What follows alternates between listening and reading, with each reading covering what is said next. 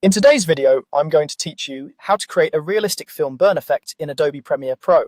This look mimics those warm, organic light leaks you see in vintage footage, and it's quick to build with tools you already have.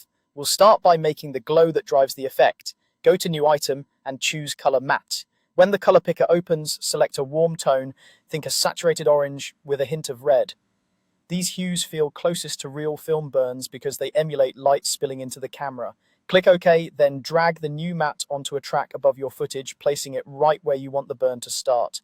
Next, bring it to life by animating the opacity. Select the matte, open Effect Controls, and find Opacity. Set an initial keyframe at 0% opacity, right before the moment you want the flare to appear. Move forward just a few frames and set another keyframe around 100% to create a fast, punchy rise. Then, a few frames later, drop it back to 0% so it fades out just as quickly. Keeping this arc tight, often within 8 to 16 frames total, helps it feel like a sudden burst of light rather than a slow fade. If the transition feels harsh, adjust the timing between keyframes or use smoother interpolation to round the peak.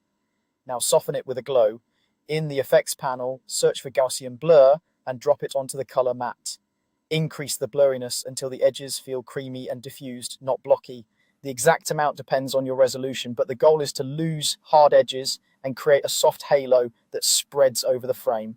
If you notice darkening near the edges, enable the option that keeps edges from clipping so the glow stays even. Finally, blend it into your footage so it reacts like real light. In the opacity section, change the blend mode from normal to add for a bright, high-energy flare that lifts highlights dramatically. If you want a more restrained, contrasty feel, choose Overlay, which keeps midtones intact while pushing brights. After picking the mode, fine-tune by nudging opacity at the peak keyframe and adjusting the blur. A little goes a long way.